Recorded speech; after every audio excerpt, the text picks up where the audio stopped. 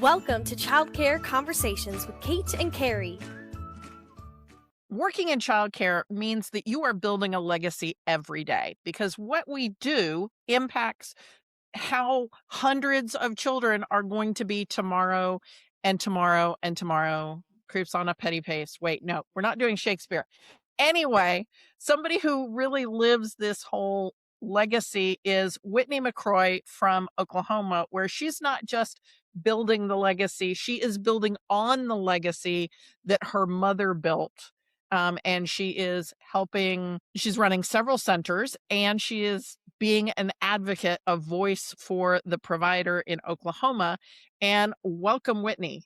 I don't want to tell your whole story, so I want you to tell your story, the part you want people to know right now. Um, when did your mom start? How old were you? What happened? Tell us a little bit about that journey. Okay, so my mom started in 1982. So we call her, she's the OG of childcare, uh, especially, in Oklahoma. So that was before I was born. I was born in 1987. I don't know if I want to say that on a podcast, but Already did. And just so I you know, if it know. makes you feel any better, that's when I graduated from high school. So we'll go there. I'm telling you, I'm getting more and more self-conscious. My son will be like, my mom is 38. And I'm like, shh, don't tell people that. But no, my mom started in 1982. I have two older brothers, and she needed somewhere for my brothers to be. She was working at the Bank of Oklahoma. She wasn't in childcare, and she was looking for care for her two rowdy boys. And she realized that there wasn't anything in Oklahoma, nothing that met her standard. So she decided to start her own. She left the bank. She bought what used to be a little tiny church, and she opened up. That was in 1982. I was born in 87. So things were obviously going well. At that point, she had acquired a second location. And when I was probably 6, she started on her third location out in Tulsa. So she initially started in Sand Springs. And then by the early 2000s, she had a total of 6.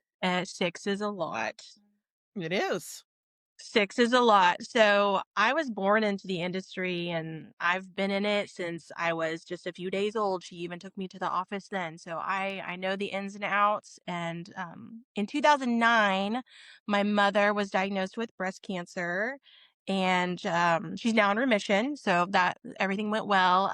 She went through a few rounds of chemo and radiation, and she came out on the other side. So she decided that 6 was a lot. She wanted to retire. She had talked about selling. And like I said, I knew that one day this was all I'm going to have left of my mom is, what she's doing here with all these families, with the staff, everything. So my husband and I made a plan we went to Security Bank. We secured an SBA loan, and we made the offer, and we purchased 3 of the 6. And they are still in operation today. We were able to pour into our programs. We totally rebranded. We changed the name. And now we have Legacy Childhood Education Centers. We have 3 nationally accredited 5-star programs in the Tulsa area. Wonderful. Well, I think that's a great place for the story. You missed one little bit, and I'm just maybe it's because you didn't want to share it, but I wanted to stress that it wasn't just you who decided to help your mom retire. One of your brothers also, at the time, now went a different path, but at the time also made an investment in 2 of the programs, 3 of the programs, 1 of the programs. 2. He purchased 2 of them, and unfortunately, this is an industry that you really have to know what you're doing, and he had not spent as much time, so he wasn't as successful in doing what I'm still doing today. And then she still has 1 building that she leases out to a woman outside of our family. It's a totally separate program. None of us have ever even met the owner of that program. Okay, so you bought the programs when? The fall of 2018. So about 8 years ago. So you Awesome. lived through the great purge of 2020 to 2023. We did. So COVID happened not long after. And that first year of ownership, I was on my own. My mom had an army of people that she had working for her. She had, somebody to do food program and somebody to handle curriculum. I don't. It's just me and my husband. We wear a lot of hats. And that first year was baptism by fire. I mean, we had an OIG audit where they were auditing our attendance records for payments. We had licensing visits because you're on a permit. So we had a 6-month permit, and we had to, before we could officially become licensed, we had to make it through that. Yep. We had accreditation because the programs were already accredited, and to maintain that, we had to go through our own. So it was just baptism by fire. And then boom, COVID happened. And that time was really uncertain. We didn't know, were we going to be able to survive this? Every day I was having to go hunt for supplies just to stay open. And, the state came through. They were able to give us additional funding. There were grants available, and that is really what made us able to pour into our programs. So we were able to completely revamp them, and we're immensely proud of them. Well, I think it's really exciting just to say that you have A, 3 locations, B, 3 accredited locations, and you're part of your state's quality improvement program. But really the part that is by far, for those who don't already know you, and we will make sure to have your links in the chat, is your champion level advocacy for the state of Oklahoma, and not just for you, but for how many private childcare, all childcare centers are impacted. How many childcare centers are impacted in Oklahoma as a result of budget issues? Oh, everybody. So in total, there's about 3,000 programs. That includes centers and homes. That's privately owned. That's franchises. So 3,000 programs. And Oklahoma is primarily subsidy-based programming. Even some of the Primrose take subsidy in Oklahoma. So there's a huge need for subsidized care in Oklahoma. And it's our belief that all children deserve quality programming, whether they're able to pay privately out of pocket or whether that is subsidized childcare. So we have never limited how much subsidy is in our programs. And so whenever they started to make these cuts back in the fall of 2025,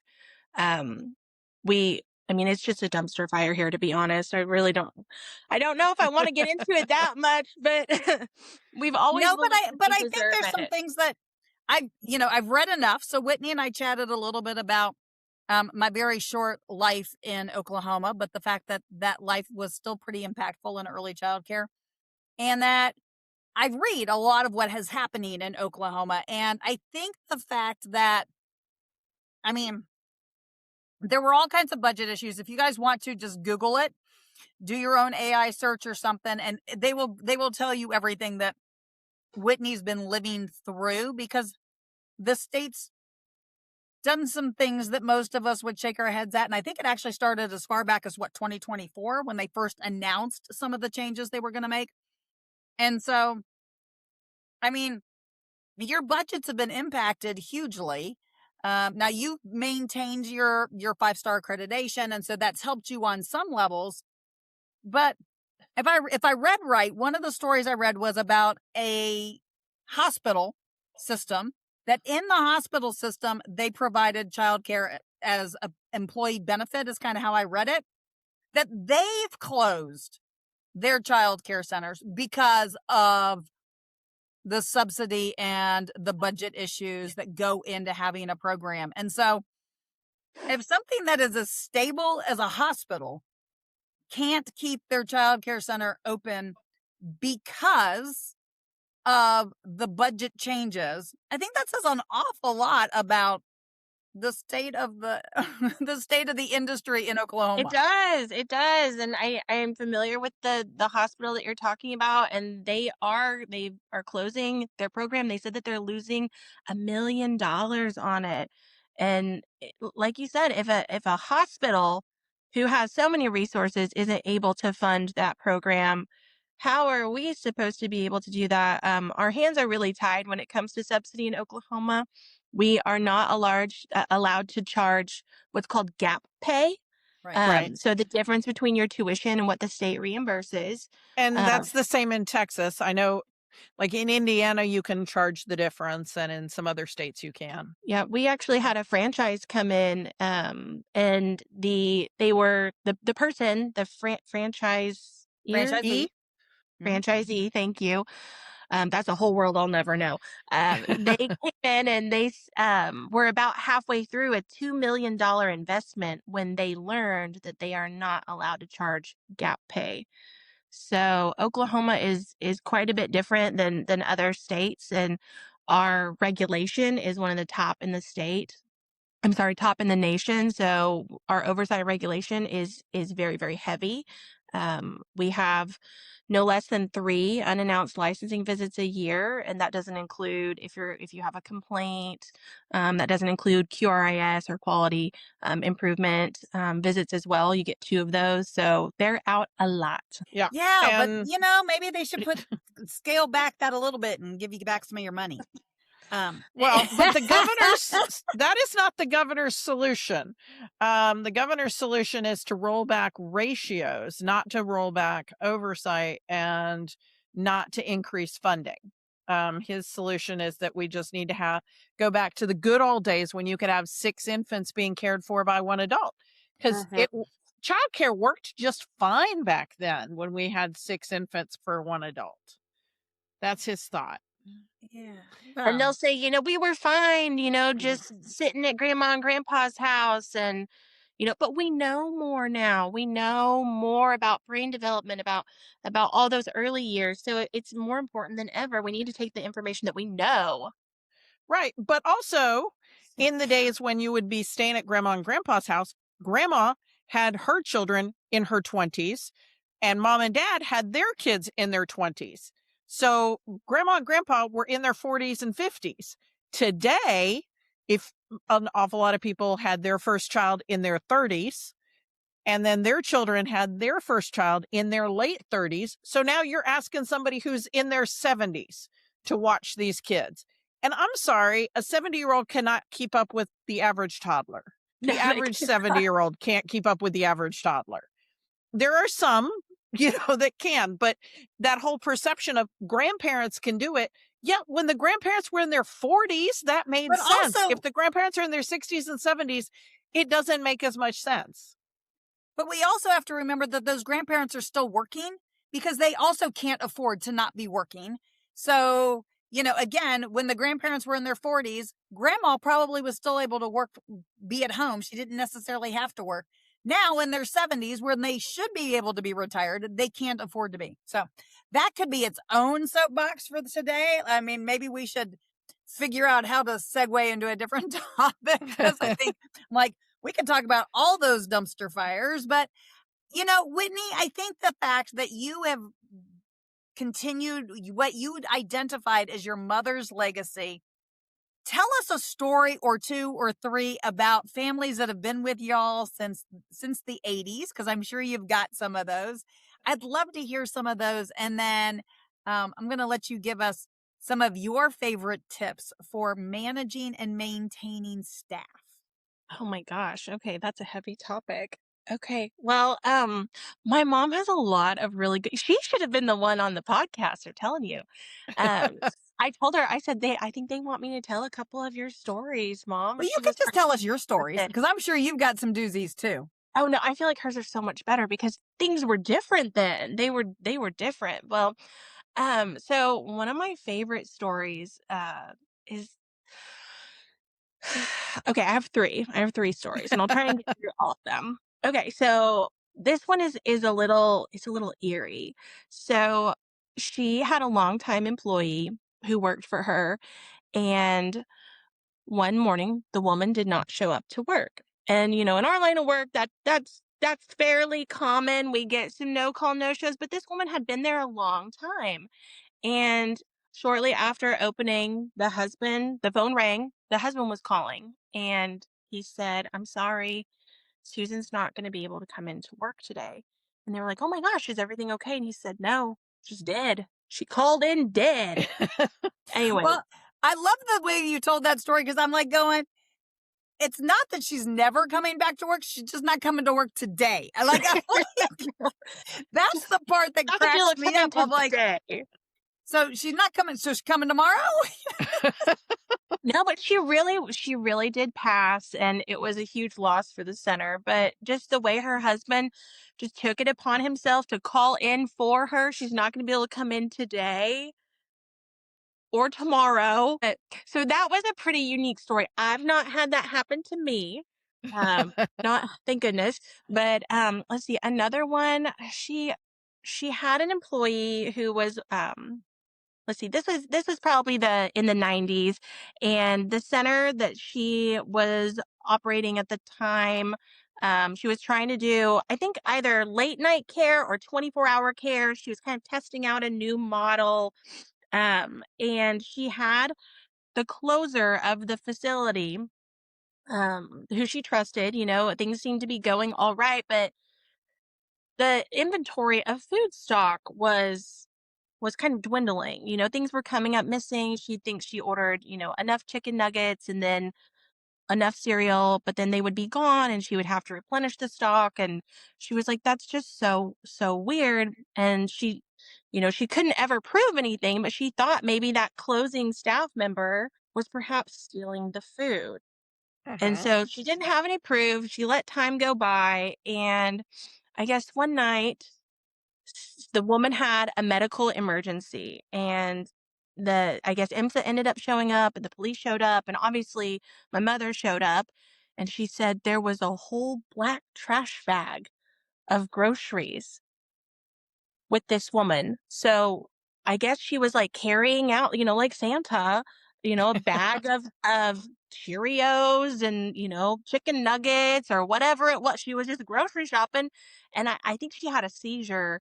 And that's how she ended up realizing, all the pieces were there. That's what was happening. That's where the chicken nuggets were going. They were going home with this employee. And so I've not had that one happen either. I had one kind of like that. I had one where kind of like that. She got caught stealing because she had a medical emergency? No, just somebody who was walking off with supplies and equipment. And we didn't have proof because the area where they were didn't have a camera. So this was back before cameras. Way back. Well, before cameras were very prevalent. There've been cameras since the 70s. We they were just not good. Oh no, they weren't. And now you can see everything. Yeah, you can count this. And it's no longer the nanny cam and the stuffed animal. Now it's like, hi, I am blatant a camera watching you. So yes. Yeah. All right. So you said you have a third one. Okay. So the third story is I was probably 16 years old. And I believe that this was my mom's first time going through accreditation. And it was at one of the locations that I own today. And I had been there to help her. I was helping in the office and helping in the classroom and, trying to make this happen. And I didn't understand exactly what was going on. I didn't understand how important this day was. And she went into the exit visit with the validator, and the feedback was tough. It was rough, and it wasn't a very good visit. And so she got in her car, and back then she drove kind of an SUV, and my cousin was with us also. And so my mom is pretty frustrated. She's getting in the car, she slams the door. Cousin and I are buckling up, and she backs out, and the parking lot's really full, and she backs out, and she hits her own sign in the parking lot. Her own sign. And I said, Mom, don't you want to get out and look? And she said, it's my sign. It's my car. We're going home. And she didn't even get out of the car. She left that sign and she went home. But you know what? She still passed accreditation. She did it. Awesome. So. Okay. So do you have pictures of the sign? I don't. I wish I did. That would have been, 2004. But no, I wish I did. That would be good to show, but I see it in my head. You're like, I could draw it if I could draw, right? Like so. And the sign just lay there. Her car had a dent. We found that when we got home, but she did not. She didn't give any cares in the world about it. She was like, I've had enough of this. Yep. I'm going home. I'm done. I don't want to be here anymore. They did not give me cookies today. This was not a good No. cookies and milk day. But she passed, and it turned out to be great. So we fixed the sign, we fixed the car, we got accredited. Woo! I think the car should have had that dent for a while, just as a way to As a reminder. kind of remind her that, you know, maybe she should take a deep breath and things aren't always going to be as bad as they seem. So on that, you've had some very interesting staffing stories. What is one secret that you think you bring to the table? What's your secret sauce for retaining staff? So all month we've been doing episodes on staff retention and staff appreciation, and I love to hear what our guests have to say. Man, I don't know. That's a tough question. I think that really what separates us from other programming is that we're very, very hands-on. Both of us, my husband and myself. So they see us pretty much daily. The kids see us, the staff see us. We're human to them. So they know that we're there to support. And I think really that is the secret sauce. I mean, I've got staff members that they came with the building when I purchased it. They're still with me, even though my programming is, exponentially different, and my expectations are much higher. But they've stayed on, and they believe in our programming, our cause. But it's also because, we show them we're here, we're human. You need something, we're all in it together. We're never going to be in an office with the door closed where you can't find us. I think that is great, Whitney. Thank you so much for sharing. Carrie, do you want it or you want me to do it? Why don't you go ahead? You're already talking. We are so glad that y'all joined us. We will be back in a couple of days. And if you aren't sure that you are already getting our newsletter, make sure that you go to childcareconversations.com and join our newsletter. It comes out twice a week, same day as our episodes drop. And we look forward to seeing you soon. Thanks for tuning in. We love bringing you real talk and fresh insight from the world of early childhood education. Be sure to follow us on social media to stay connected and catch all of the latest episodes. And if you're planning a conference, training, or special event, Kate and Carrie would love to speak to your audience. You can learn more about their keynote sessions and workshops at kateandcarrie.com. If you learned something today, share the show and leave us a review below. We'll see you next time on Childcare Conversations.